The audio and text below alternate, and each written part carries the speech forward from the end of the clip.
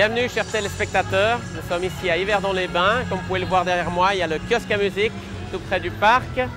Nous sommes ici pour un concert et nous sommes une équipe de chrétiens de la ville et de la région qui sommes rassemblés pour cet événement. En fait, il y avait un séminaire organisé dans cette ville qui a duré 4 jours qui s'appelle « Discerner et préparer les temps qui viennent ». Nous sommes de différentes églises, différentes organisations et nous cherchons à comprendre, à saisir les temps où nous vivons.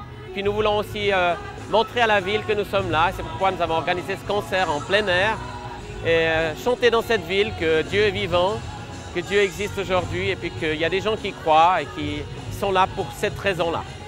Alors le groupe que vous entendez derrière moi, c'est le groupe de Elisabeth Bourbouze. Ils viennent de Toulouse, ils ont fait un grand bout pour venir avec nous. Elisabeth est une chanteuse, compositrice, elle a fait beaucoup de chants chrétiens modernes qu'on chante aujourd'hui dans les églises, dans les groupes de jeunes. Alors je vous invite à regarder cette émission, à écouter ce que Elisabeth a chanté, à écouter ce qui s'est passé sur ce kiosque. Il y a eu des témoignages, il y a eu une interview, il y a différentes personnes. Vous allez voir l'ambiance qui régnait dans ce lieu, très paisible et très agréable. Alors maintenant, je vais interpréter une chanson que j'ai coécrite avec Rolf, que vous avez vu tout à l'heure, qui a présenté cette soirée, et qui parle des montagnes. Vous avez des montagnes ici, hein? Je crois que j'ai bien vu. Vous êtes entourés de montagnes, et bien même si ces montagnes-là s'éloignaient, ce qui est assez impossible, l'amour de Dieu, lui, ne s'éloignerait pas de nos vies. Il est présent.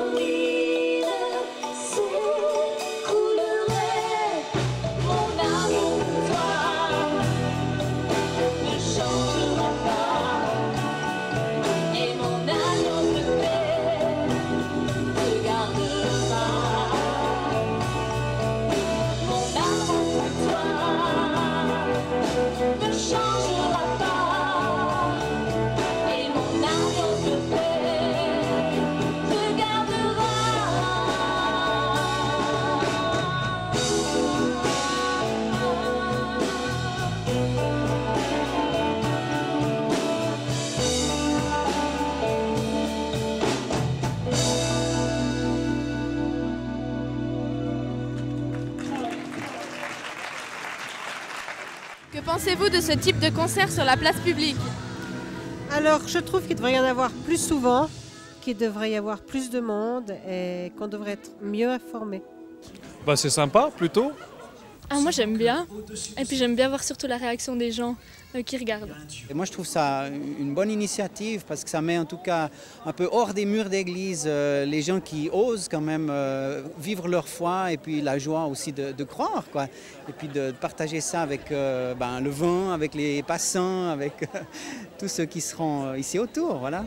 Je pense que c'est quelque chose de bien parce que d'habitude, c'est très rare de voir ici en Europe des concerts religieux. Là, on parle des paroles de Dieu dans des places publiques comme ça. Et ça m'étonne et ça m'épate et je suis très content. Il en faudrait plus, davantage même, et que nous qui sommes église, on sorte vraiment dans la rue.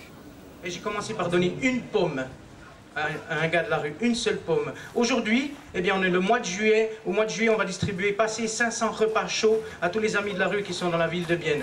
Voilà ce que Dieu fait dans la vie de quelqu'un quand il le prend par la main, il le fait cheminer dans cette liberté. Mon nom est Valerio et on m'a invité pour l'occasion de ce concert d'évangélisation ici à Yverdon. Et je vais par cette occasion donner mon témoignage de vie. Et pour commencer mon témoignage, je souhaite vous lire un verset dans la Bible qui dit « Ce ne sont pas ceux qui se portent bien qui ont besoin de médecins, mais les malades. Je ne suis pas venu appeler des justes, mais des pécheurs. » Et il y a 4 ans, j'ai pleinement saisi ce verset qui m'a fait comprendre que finalement, ce Dieu que je pensais qui était très loin de moi, s'était approché de moi pour venir me prendre dans ma misère. Mon témoignage débute à l'âge de 6 ans lorsque ma mère décède.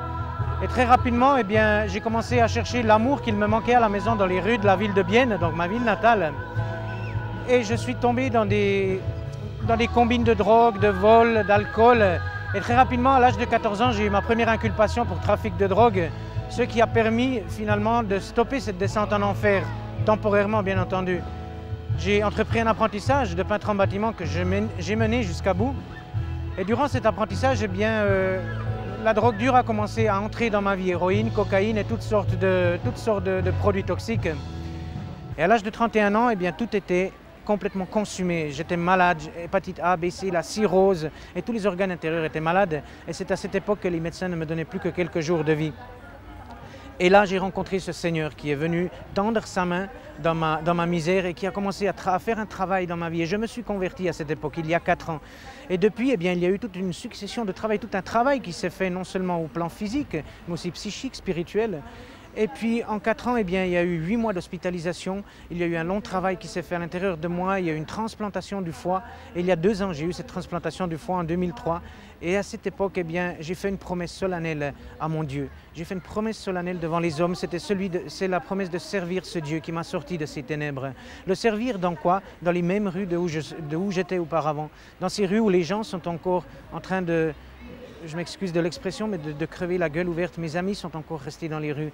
Et c'est dans ce sens où aujourd'hui je retourne vers mes amis en leur apportant le message de la bonne nouvelle, en leur apportant de quoi manger, de quoi se nourrir, une écoute. Et c'est important au jour d'aujourd'hui.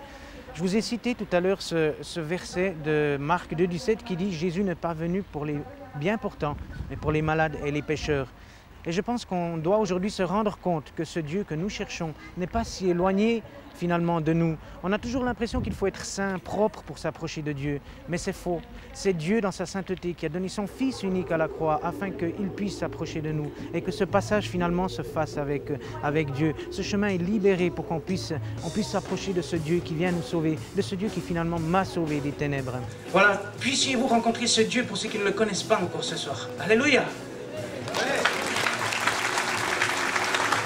Merci beaucoup, merci pour ton témoignage, Valerio.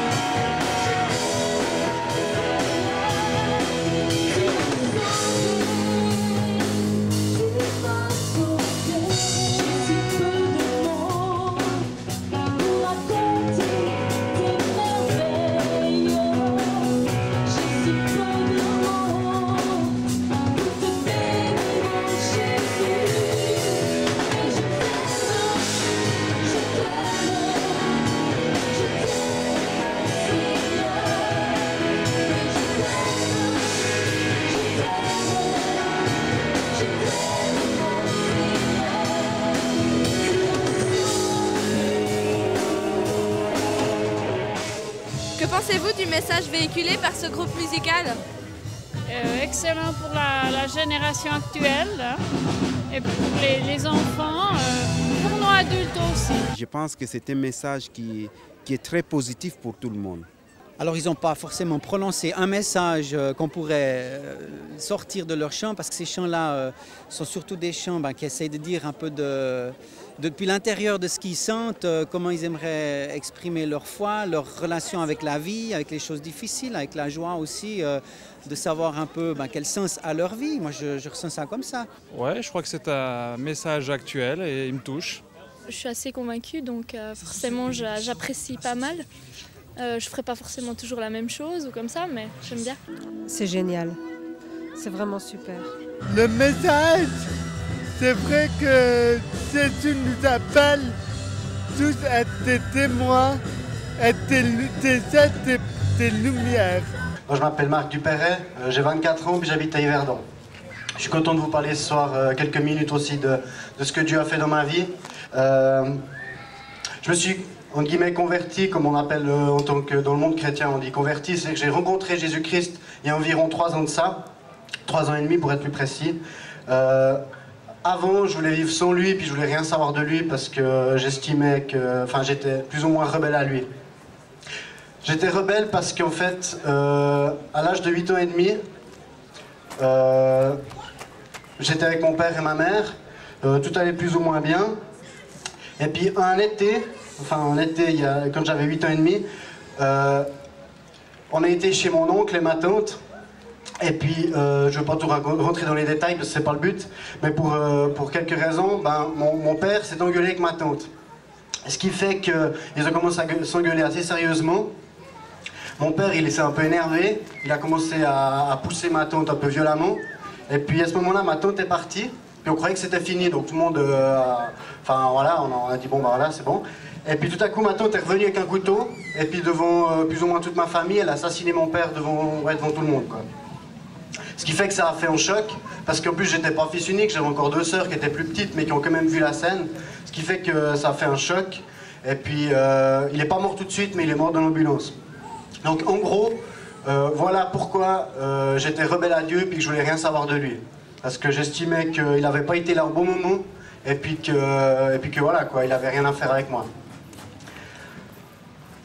Malgré ça, ma vie a continué, j'ai quand même grandi, et à l'âge de 15-16 ans, j'ai quand même commencé à faire 2-3 bêtises, je dirais, quoi. Boire de l'alcool assez facilement, prendre quelques drogues, notamment beaucoup de joints, les vols et puis les insultes aux parents, c'est aussi la vie courante.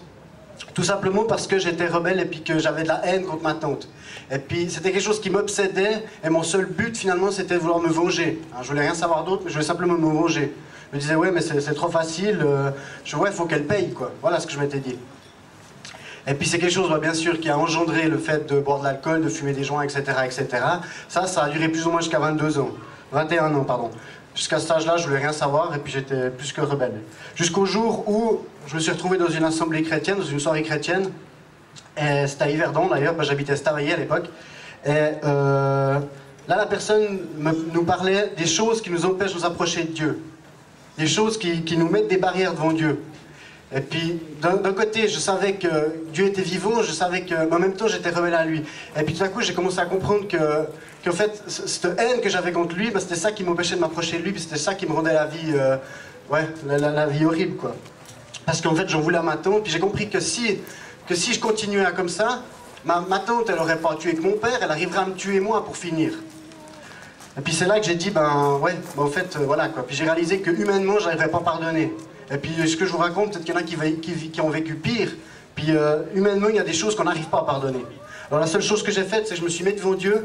Et j'ai dit, Seigneur, voilà, moi je te remets ma vie, je te remets cette histoire, je te remets cette haine que j'ai. Et puis moi, j'arrive pas à pardonner, mais je mets vraiment ça entre tes mains. Et puis à partir de ce jour-là, si maintenant je suis en train de vous parler, c'est que Dieu m'a vraiment donné de l'amour pour ma tante. J'ai pas pu la revoir, puis j'espère la voir un jour pour lui dire pour lui demander pardon de l'avoir haï durant toutes ces années. Et puis, voilà. Donc maintenant, je suis pas parfait. Dieu me transforme petit à petit, mais il m'a donné plein d'amour pour ma tante. Et puis il m'a sauvé, quoi. Donc voilà, merci.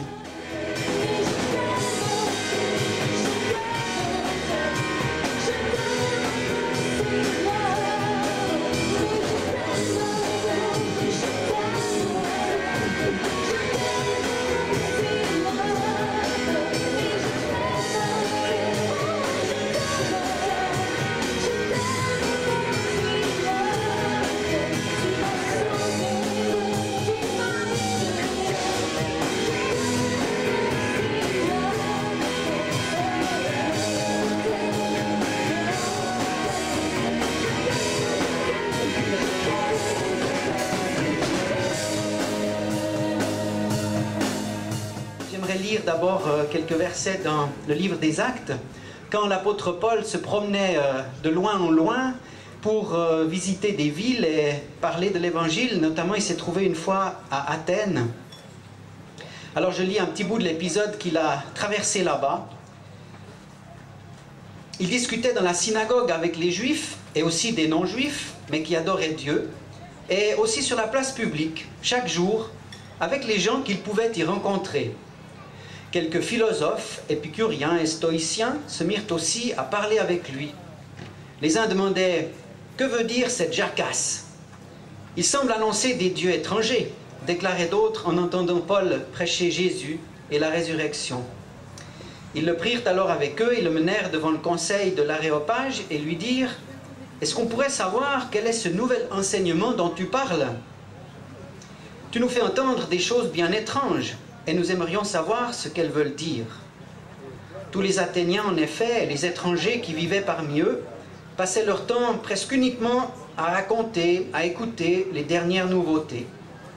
Alors Paul, debout au milieu de l'Aréopage, dit « Chers amis athéniens, je vois que vous êtes des gens très religieux. Et en effet, tandis que je parcourais votre ville, j'ai vu vos monuments sacrés et j'ai trouvé même un autel avec cette inscription « Au Dieu inconnu ». Eh bien, ce que vous adorez sans le connaître, j'aimerais venir vous l'annoncer. Et ça continue. Alors imaginez Paul ou vous, traversant la ville d'Yverdon, ou votre ville d'où vous venez, et puis vous regardez un peu par-ci par-là les monuments qui sont érigés à la gloire d'un tas de dieux, si on ose dire comme ça, ou d'un tas de valeurs humaines ou divines. Alors on peut prendre bien sûr comme exemple les églises, il y a les châteaux, les maisons de communes. Ici à Yverdon, le plus haut bâtiment, ce n'est pas une église, c'est la tour des impôts et l'office des poursuites. Étonnant, mais significatif peut-être d'une réalité de notre monde qui ne met pas toujours les choses à la même hauteur qu'on aimerait, ou à la bonne hauteur. Ça, c'est une question de valeur. Et à Athènes, voyez-vous, les gens avaient beaucoup de temps, même presque trop, parce que finalement, ils barjaquaient, ils discutaient. Et Paul a presque été pris pour l'un d'eux. Simplement, lui avait un autre message à dire. Il a bien sûr utilisé le style du coin pour parler, et il a pris utilement et finement les choses qu'il voyait autour de lui, mais pour annoncer vraiment tout autre chose. Pas une théorie de plus, pas une pensée de plus livrée à la réflexion du relativisme ambiant, qui était fort à l'époque aussi, comme aujourd'hui. Mais le relativisme, c'est comme tous les ismes, c'est une dictature aussi. Et Paul arrive avec une parole, Jésus-Christ et la résurrection. Alors les chrétiens comme Paul ou comme nous autres, ou comme certains, peuvent déranger avec ce message un peu fou et qui détonne par rapport justement au relativisme ambiant. On prétend avoir une vérité, non pas une vérité qu'on pourrait imposer, mais une vérité qu'on peut proposer, parce que c'est une vérité d'amour.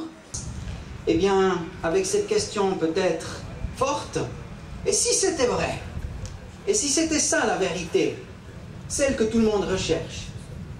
Non pas en l'imposant, je le redis, mais en disant, si on partait de cette hypothèse-là, si c'était la vérité, comme dit Jacques Brel aussi, s'ils avaient raison, ceux qu'ils ont écrit, Matthieu, Marc, Luc, Jean et les autres, alors jamais l'esprit de conquête ne doit tenter les chrétiens. Malheureusement, ça s'est passé pendant certains siècles. Mais toujours cet esprit d'engagement, de relative fierté de se trouver dans un chemin de vérité, ce chemin de vérité qui finalement donne la vie, la vraie. Amen.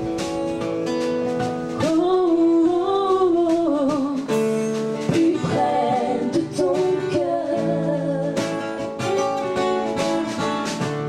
plus près de ton cœur, plus près de ton cœur,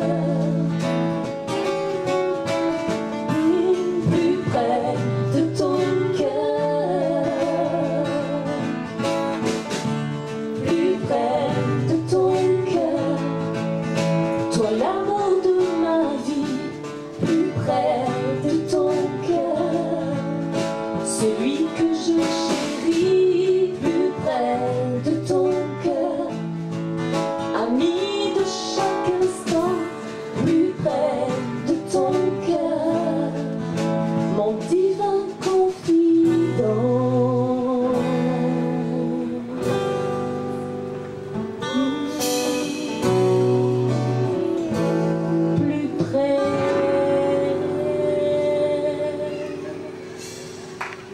Qu'attendez-vous de Dieu dans la société d'aujourd'hui? Alors ça, c'est la grosse question. J'attends de Dieu la même chose que ce que je peux essayer de vivre moi, c'est-à-dire que de vivre avec nous, ça c'est son but premier. Et puis si on peut, nous qui sommes croyants, essayer de le porter au mieux dans notre vie, c'est-à-dire avec toutes les grandes valeurs qui vont avec tout ça. Donc j'attends rien spécialement de lui, c'est aussi un peu lui qui attend quelque chose de moi. Moi j'attends de lui qu'il reste comme il est, c'est déjà pas mal. Tout. Il m'a redonné la vie, la joie, l'espérance et puis ouais. Je crois réellement qu'il a le pouvoir, Dieu, de créer, de changer cette société. Elle en a besoin. J'attends qu'il revienne avec impatience. C'est une transformation complète, mais il faut qu'il y ait la transformation du cœur d'abord. Simplement qu'il fasse descendre sa présence sur chacun. Pour moi, Dieu, c'est un papa d'amour qui m'aime, qui nous aime. On peut lui demander tout. C'est un père avant tout. Surtout au point de vue de l'éducation, parce que l'éducation, la base à partir de l'enfant, je pense que si un enfant est bien éduqué et qu'il a encore Dieu dans son éducation, je pense que ça sera la réussite de l'avenir de ces pays, quoi. Pourquoi donner un concert sur la place publique? Parce que j'estime que ce qu'on a à dire, le témoignage qu'on a à donner, et puis le message qu'on a aussi à communiquer vaut la peine où qu'on soit. Et je suis très heureuse de pouvoir le faire sur cette place publique à Yverdon. Qu'est-ce que la louange, l'adoration? Alors ça, c'est une bien grande question. Mais personnellement, je crois que c'est une réponse naturelle à l'amour de Dieu et à sa présence. Quand il est là, on ne peut que l'adorer. La Bible nous dit comme une brebis muette, il a donné sa vie sur la croix. Lui, l'agneau de Dieu, il mérite ce soir toute notre adoration et c'est à lui qu'on veut donner toute la gloire. Vous êtes d'accord avec moi? Alors on va lui rendre tout l'honneur, tout l'hommage qui lui est dû et l'adorer ensemble avec ce dernier morceau.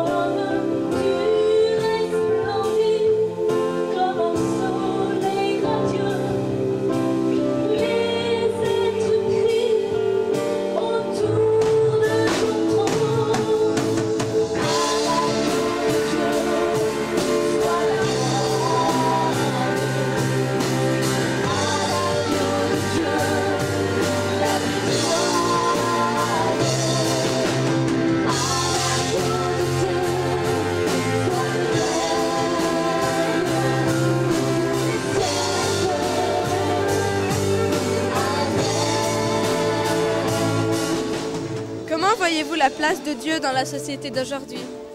Alors vu tout ce qui se passe actuellement, on pourrait dire que Dieu n'a pas sa place.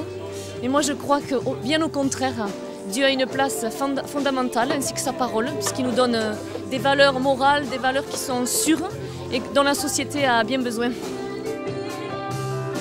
Comment le public réagit aux messages contenus dans vos chants et vos interprétations sur scène? Alors c'est assez variable.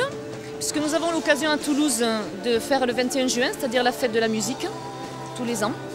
Et je dois dire qu'on reçoit des réponses assez variées. Des fois, ce sont des moqueries. Mais la plupart du temps, quand les personnes voient qu'il y a la qualité dans ce qu'on fait, au-delà du message, il y a quand même un respect.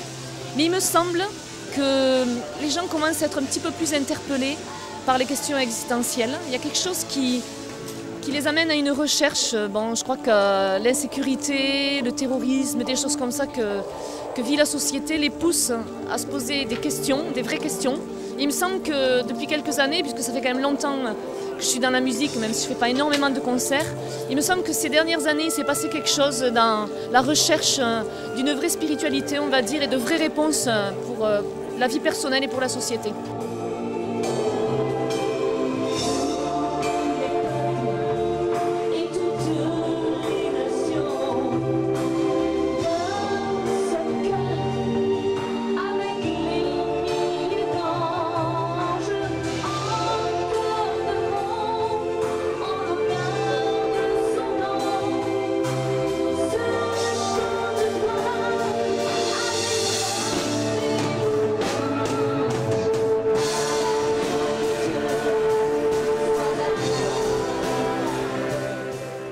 Tous les téléspectateurs qui écoutent cette émission, j'ai vraiment envie de dire, pour l'avoir vécu, que Dieu est bel et bien réel, qu'il est la vérité, Jésus-Christ aussi est la vérité. Sa parole, que je lis tous les jours et que j'apprécie de plus en plus, est la vérité. Et que c'est une valeur sûre aujourd'hui dans notre société, mais aussi pour chacune de nos vies. On peut vraiment se confier en lui sans crainte, parce que ça fait quand même 28 ans que je le connais et il ne m'a jamais déçu, même s'il y a eu des temps difficiles, des moments douloureux. Dieu a toujours été là et il est vraiment digne de recevoir ma confiance chaque jour.